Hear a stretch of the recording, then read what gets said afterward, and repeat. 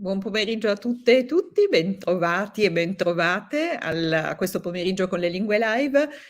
Oggi ci occupiamo con Silvia Chini, che molti di voi ormai conosceranno, di Seconda Guerra Mondiale in letteratura, spunti che vengono sia dalla letteratura in lingua inglese di UK, sia letteratura in lingua inglese US. Il tema si presta a moltissimi possibili collegamenti interdisciplinari che Silvia proverà ad accendere per voi.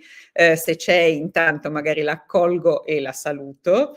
Buon Eccola lì. pomeriggio a tutti, Eccola ciao lì. Laura. Buon pomeriggio. Ciao Silvia, ciao, bentrovata. Grazie. Prima di lasciare la parola a Silvia, come sempre, un po' di indicazioni tecniche perché poi voi possiate ritrovare i materiali che Silvia usa e anche il vostro attestato, quindi ripasso con voi un momento che cosa succede e che cosa si può fare. Allora è possibile interagire con noi inserendo le vostre domande direttamente nella chat di YouTube. Man mano le raccogliamo e quando Silvia avrà finito di raccontarvi appunto dei suoi spunti e di possibili cose che si possono fare con le vostre classi, raccogliamo le domande, gliele rivolgiamo e tiriamo un pochino le fila insieme.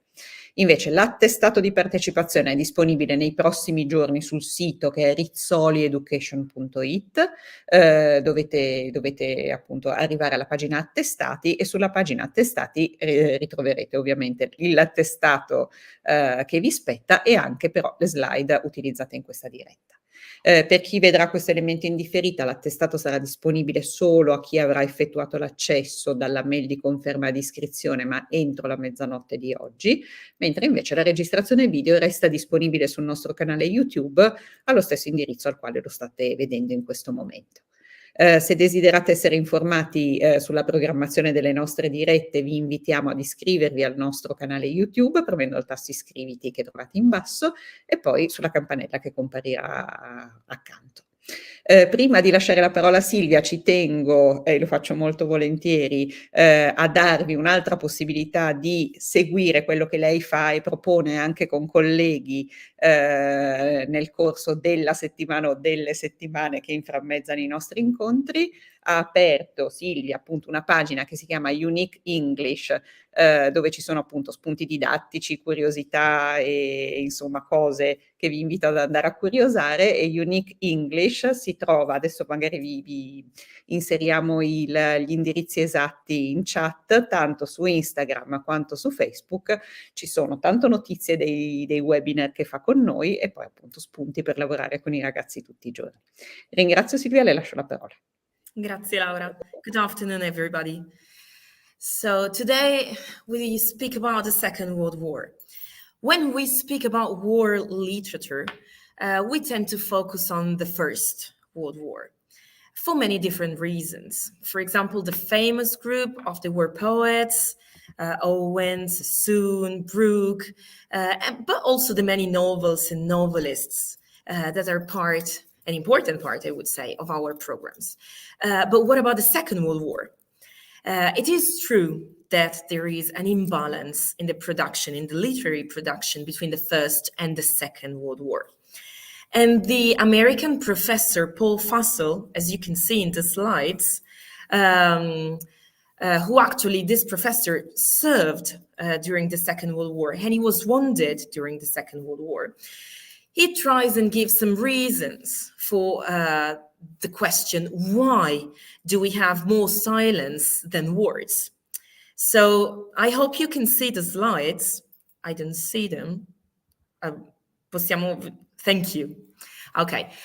In the two quotations you have, you will find the two reasons Paul Fussell gives for this silence. Reason number one, the cruelty, the violence, the unprecedented size of the war shocked both soldiers and civilians, and it took time to process the experience.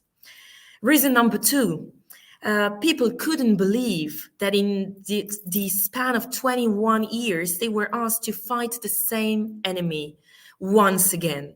So once again, it was demoralizing and it took time to process the experience. But despite this, we do have World War literature for the Second World War. And we do have works that have left a mark in the history of English literature. Of course, the First and the Second World War were different. The main and most important difference, in my opinion, is the theater of the war. The First World War, as we know, was fought in the battlefields, mainly, as we know, on the Western Front, where a part of the network of trenches can still be seen nowadays. Soldiers experienced horrific circumstances, harsh trench combat, as we can read in the poems by Owen, Sassoon, Rosenberg. But civilians, people at home, had a relatively safe life. The Second World War saw civilians involved. Cities were bombarded. Sometimes they were even turned into battlefields. Think about the cities in the north of France during the Battle of Normandy. Every aspect of life, of everyday life, every moment of life, even at home, was affected by the war. And since we all know that literature mirrors society, of course, we have a production that spans from poetry to fiction to posters used to communicate with civilians, from political writers to war correspondents. But we also have diaries, private diaries and journals written by people at home.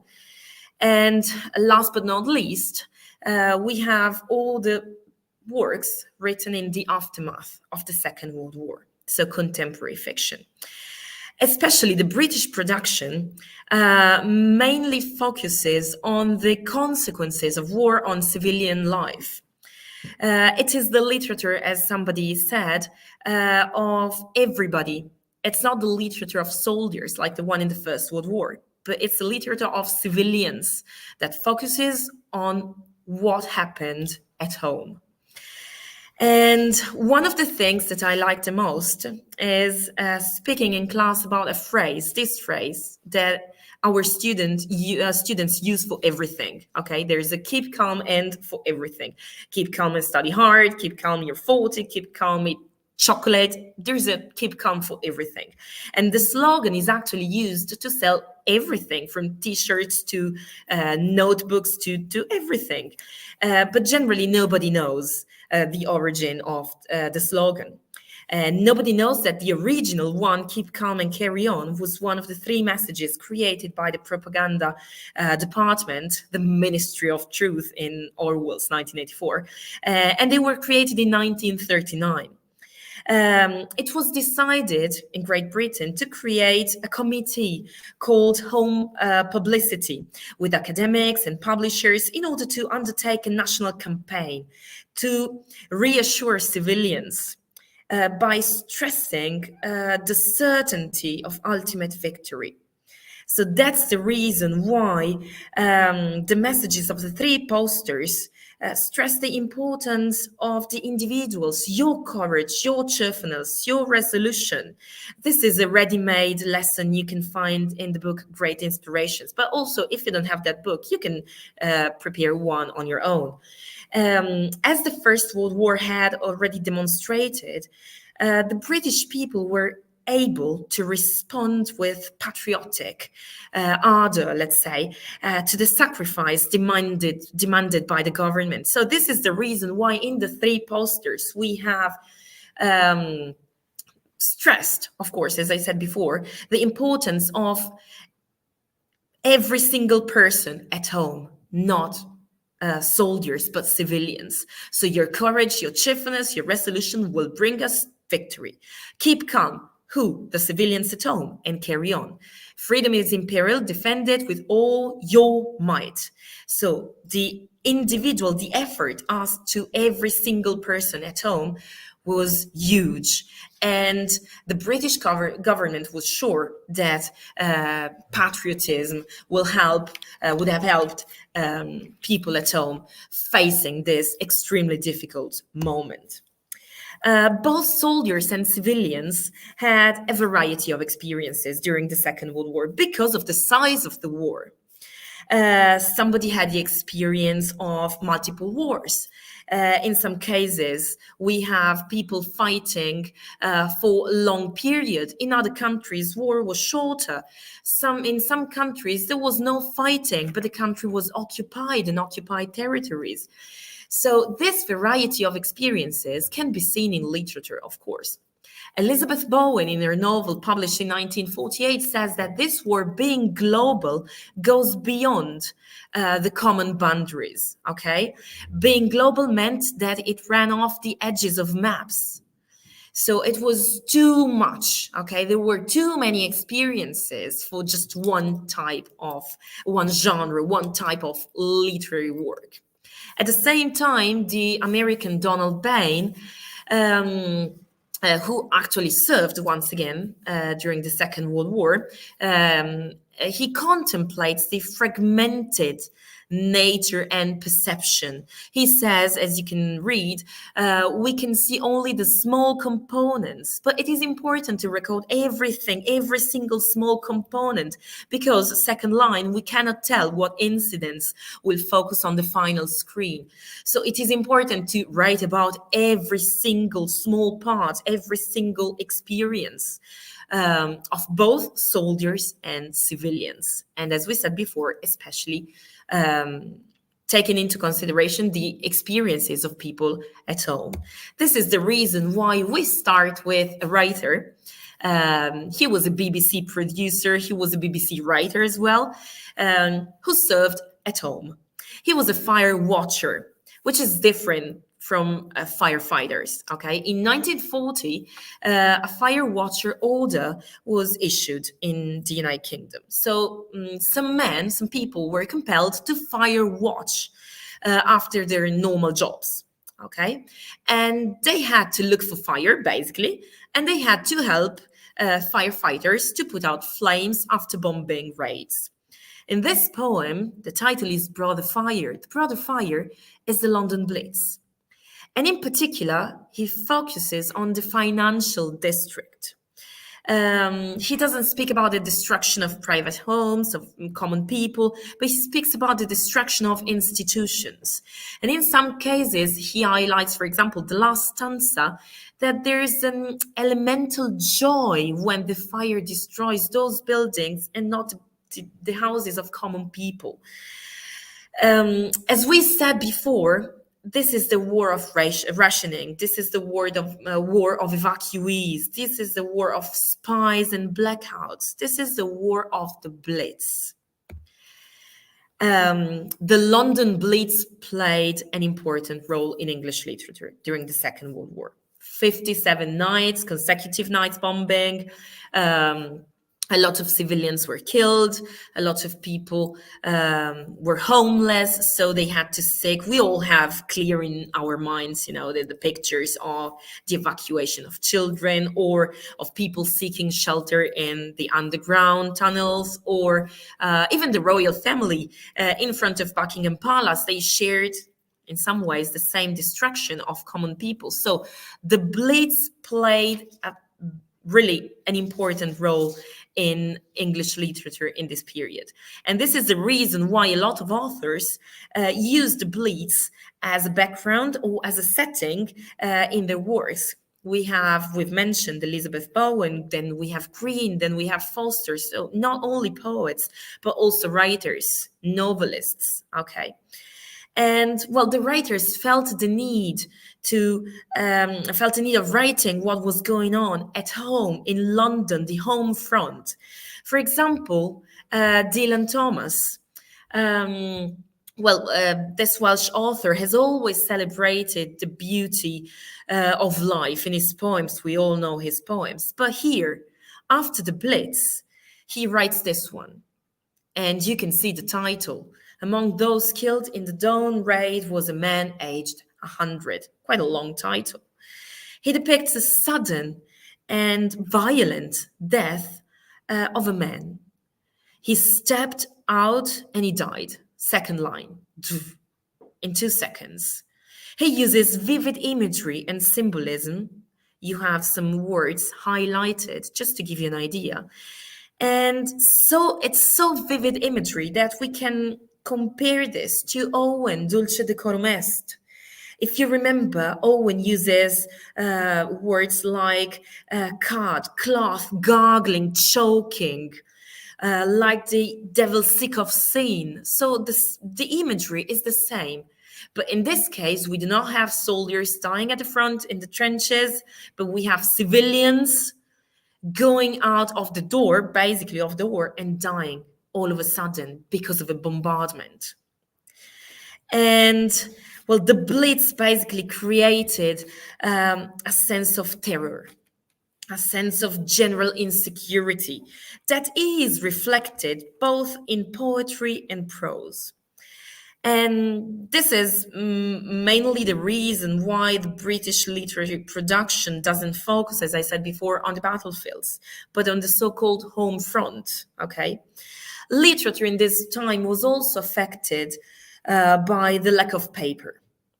Paper rationing was first introduced in the United Kingdom in 1940. Just to give you an example, the Daily Mirror, the newspaper, had to go down to 12 pages, okay, instead of 20. And in 1941, there was a further reduction. Once again, just to give you an example, the Daily Mirror went down to 8 pages.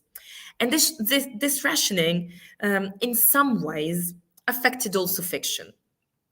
We have generally short stories, short novels, not long stories and long novels. But the novels and the short stories we have, they do focus on the Blitz from different perspectives, different points of views, and but they do focus on what happened in London, okay, basically. And the first we're speaking about is N or M. By Agatha Christie, the queen of crime, And in both wars, the first and the second, she volunteered as a nurse. And this story in particular is set in 1940, okay? And the two main protagonists are sent to Germany. Undercover, they are two spies, okay, and they end up discovering the mystery of a message, the last message left by a British secret agent, which is actually N or M, that's the message. The story reflects wartime England, not only because we have the Blitz in the background, but because of the presence of spies, okay, and secret agents. The presence of spies and secret agents working for Germany was widely felt by the population. It was quite a new aspect, okay, of the war. And this new aspect, we know that governments used spies even in the past, okay? But speaking about spies among common people, speaking about spies in this way, it was quite a rather new concept, okay? And this new aspect is reflected in many stories. Think about the super famous Ian Fleming, okay? He worked both for the British and American Secret Service during the Second World War. Think about Nancy Wake, the most popular woman spy in France in the Second World War. And as I said before, even if spies have been employed since the 18th century and before, I would say, it was quite a new aspect that influenced writers. If you think about James Bond, yes, we know that it's a Cold War mainly, okay? But it's this new concept of fighting a war, not just with weapons, but also with information. And there are many books that you can use in class, but the one I recommend is the last one you can see here in the slide, The Rose Code. The Rose Code is contemporary fiction. Okay, it was published in 2021. And this book tells the story of women working at Bletchley Park to break codes. We all know the story of Alan Turing and Enigma. You've probably seen or you watch in class with your students, the Imitation Game. This is another story that you can read with your students, even just some chapters, because it's interesting to understand how they used to work, okay? And mainly they were women trying to break codes. And breaking codes was one of the most important part of the Second World War for spies, for governments, for armies, for everybody, okay? Because it was a war, not just with weapons, as I said before, but with information. And we've spoken in our webinar in the past, we've spoken about Radio Londra, okay? We will speak about secret messages even in our next webinar on the 2nd of April, on the D-Day, because secret messages were played a key role, okay, for the D-Day and the Battle of Normandy. But this is a good starting point. This is a good starting point to work both with history colleagues, and in some cases, even with art history colleagues, and I will tell you why. The second novel I would like to take into consideration is this one by the Irish author Elizabeth Bowen. So she gives a completely different perspective of the Blitz. Same period, okay, of course, the Blitz in London. But as I said, a completely different perspective. She was born in Ireland. She has always showed her being Irishness. But during the Second World War, she agreed to work as a British spy in Ireland. Experiencing the Blitz firsthand, because she used to live in London in that period, meant that she had all the means to portray the impact of the Blitz on civilians. And in this novel, we will not find bombs, ruins, buildings, collapsed buildings, dead corpses, because she focuses on the social side of the Blitz, the social side of the war. This novel, as I said before, is set in the same period. So between 1942 and 1944, we have a protagonist. Her name is Stella, and she discovers basically that her lover is a spy. In this story, people and places overlap one another. There are no boundaries. If you remember, at the very beginning, we said that we read a quotation by this writer, and she said that the Second World War had no boundaries. It was a total war with a lot of experiences, and it was beyond the boundaries of maps. In this case, this novel has no boundaries. We have more plots together. We have people and places, as I said before, that overlap one another, because then there are no boundaries at all. No boundaries between properties, between public and private life, between stories, okay? Apart from the main plot, that is the plot with Stella, as I told you before, we have two more plots involving neutral Ireland, and women working in factories. So more aspects, all social aspects of the war at the same time. What she wanted to portray in this novel is basically the anxiety, the disorientation of people. So nobody feels safe. Nobody feels comfortable in speaking or showing feelings or other normal everyday things, okay? You have a quotation there. And it's a quotation that perfectly depicts the social climate of London, the social environment of London in that period. So people were anxious, people didn't feel safe, of course. And instead of depicting bombs and buildings and corpses, she wants to focus on the social side of the war. And this is super interesting, especially with our Scienze Umane students. The Blitz plays certainly an important role in literature, but other aspects of the Second World War affected literature. The British poet Auden, he in some ways witnessed the atrocities of the Second World War. He spent a year in a pre-war Germany. He married Erika Mann, Thomas Mann's daughter, only to provide her a British passport to escape from Germany. Then he moved to Spain. He volunteered as a driver during the Spanish Civil War. Then in 1939, he moves to the US. And in 1939, he writes this poem, Refugee Blues. It's a poem that I always use with my fifth-year students, and it's a poem that I particularly like for different reasons. So let's start from the title, Refugee Blues. One of the major differences between the First and the Second World War, as we've said before, is the theater of the war. And one of the largest consequences was the displacement of millions of people that continued many years after 1945. And in Europe, nearly 65 million people were forced to leave for different reasons. Because they were prisoners of war, because they were citizens whose homes had been bombed and damaged, people whose countries had been occupied. Think about Central Eastern Europe, Jews. And the problem was so evident that for the first time in history, in 1943, so before the end of the war, an organization was founded, the United Nations Relief and Rehabilitation Administration. You have it here in the slide.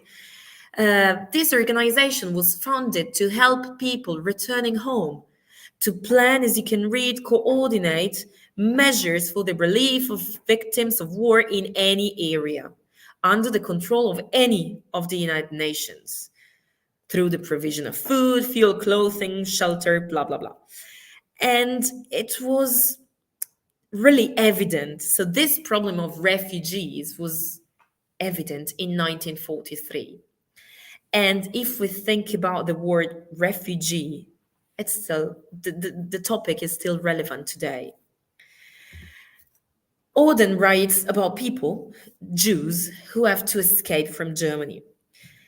There are many things I could say about this beautiful poem, but we have no time. I would like to speak about other things as well.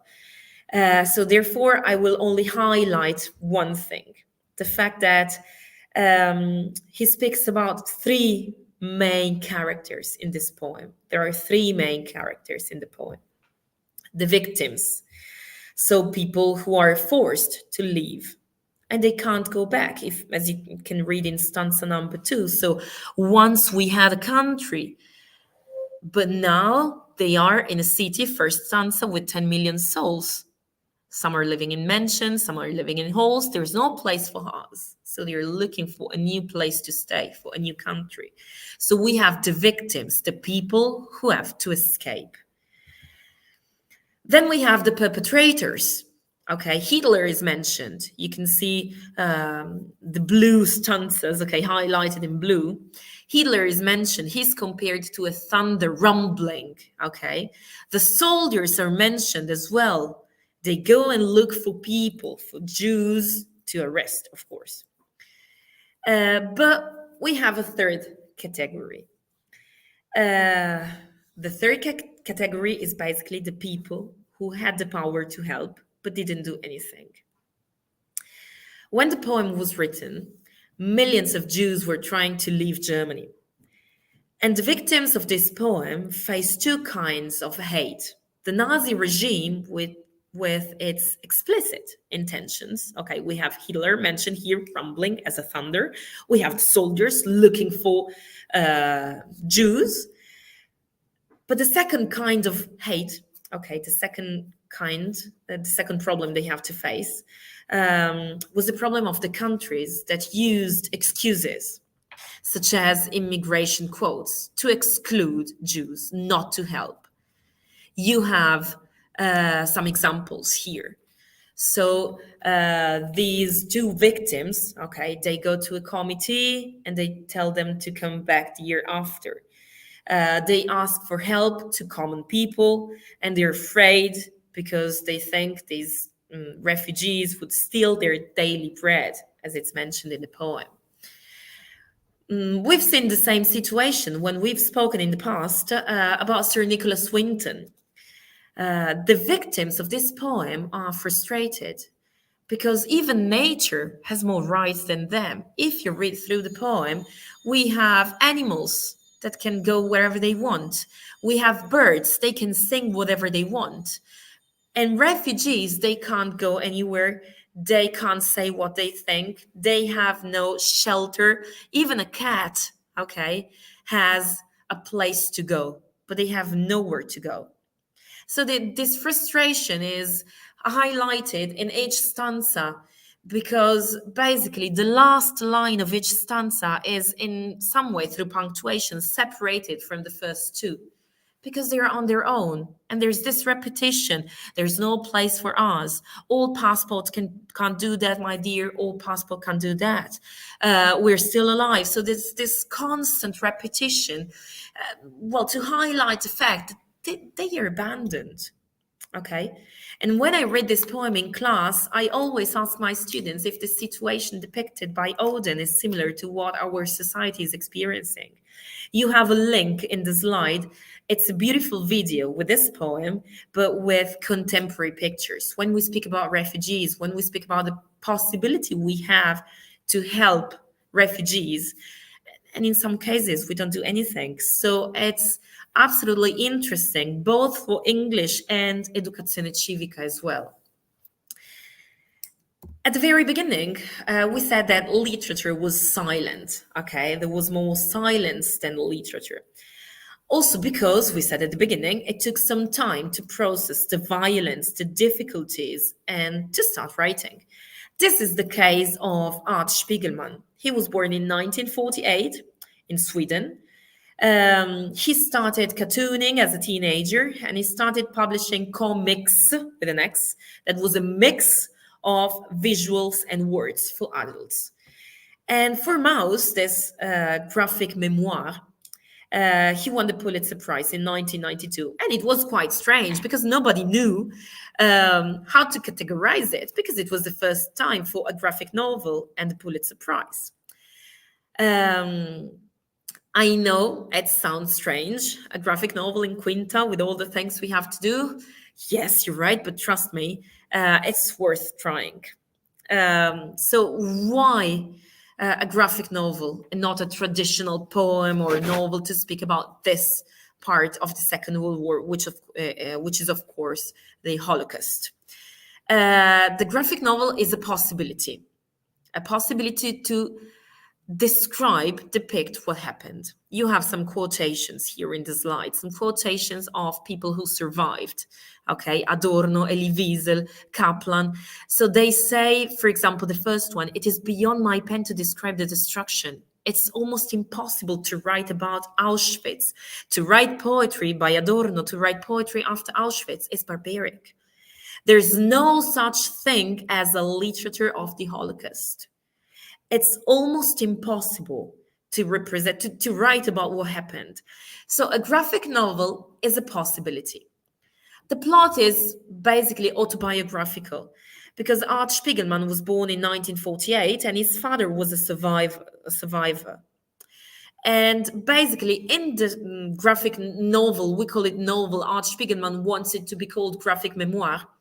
In the novel, we see Art Spiegelman recording the survival tale of the father. And he depicts, since it's almost impossible to depict and to describe what happened in that period, he decides to do it with using an allegory. So we have animals. Animals are different according to the race. Okay, we have Jews that are mice, then we have Nazis that are cats, then we have Poles, they're pig, depicted as pigs, then we have the French depicted as frogs, and then we also have gypsies as bees, and then we have deers and other animals. Spiegelman wanted, with this allegory, he wanted to be provocative. Because by using different animals for different race, he somehow follows the categories of the Nazi party. The quotation you have there, it's a quotation written on the first page of the book. And it's by Hitler. The Jews are undoubtedly a race, but they are not human. So he decided to poke fun of that ideology. He decided to follow the ideology, so to depict Jews not as human beings, but to poke fun on that ideology. So to depict everybody as a different type of animal. So nobody is human in this story, okay? And it's a great story. It's a great autobiographical novel, especially for everybody. But there's an aspect I really want to take into consideration, especially for our Scienze Umane students, or if our students study psychology.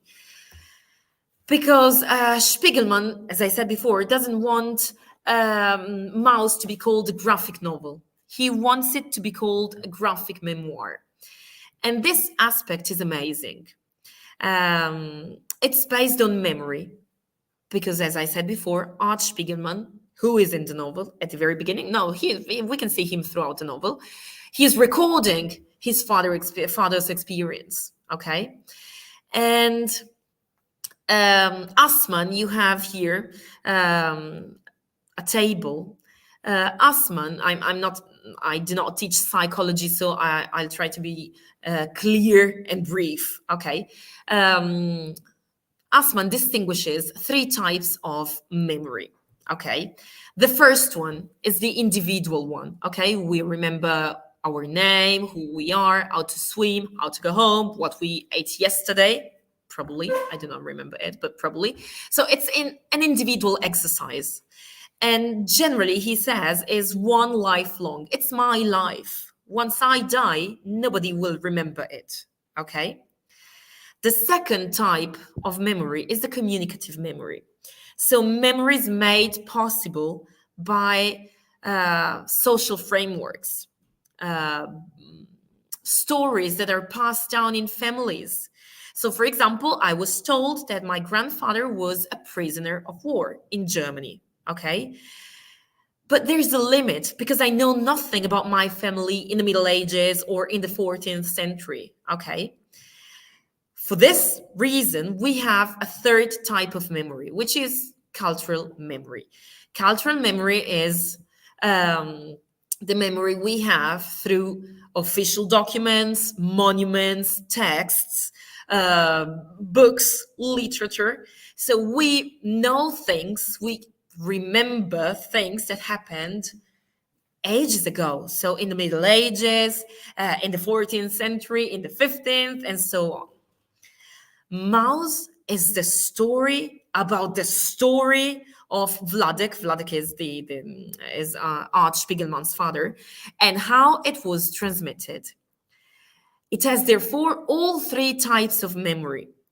So we have Vladek's survival tale. We can see Vladek speaking, telling his story, the way he survived, the things he did, okay? And it's the first one, individual memory.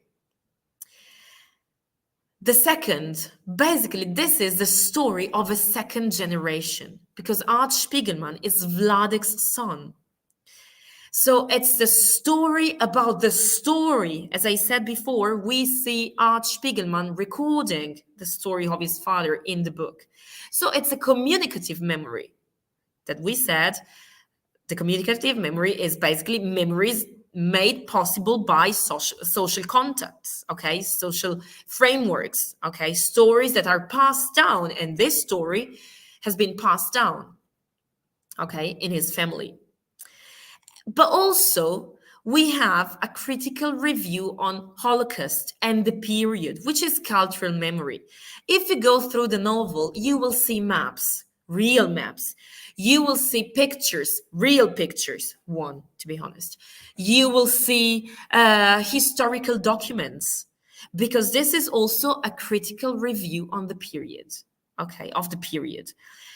So we have historical records, we have facts, we have cultural memory, we have things that are true, and we know they are true because we have official documents as a background. We have the story of this survivor, okay, Vladek, within the global history, okay, of the Holocaust. And we have the story of the story, so the story of how this story was passed down. So it's brilliant, it's amazing, especially for our Scienze Umane students. If you do this with your Scienze Umane colleague, it will be great fun. Okay, I can't say fun because of the topic, but it will be super interesting for them. Plus, we have something more, which is post-memory. This term, post-memory, has been partially, invented for this book. And basically, the psychologist who invented the term post-memory, he was trying to find an answer to the question, what happened to the second type of memory, so communicative memory, after a traumatic event? Basically, the generation after, the generation who witnessed trauma, carries the experiences, the bad memories, the difficulties of those who came before. And this was a traumatic experience, we do have traumatic experiences in our families, and we know that these traumatic experiences influence the idea our family has of a certain topic. This is post-memory.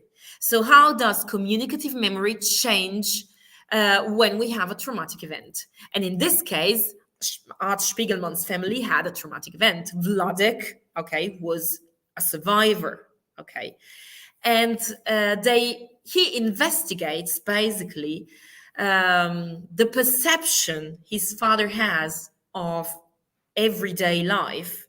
You can see Vladek in a lot of everyday situations after the war, and you can see how what he thinks and how he acts, partially because of this traumatic event he had experienced before.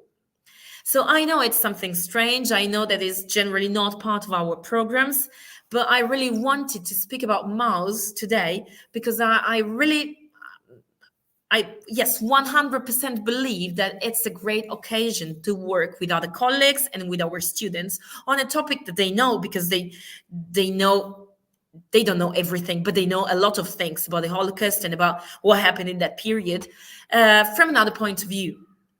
So we do have cultural memory, we do have historical records, we do have official documents, but we also have something else. So we have the story within history.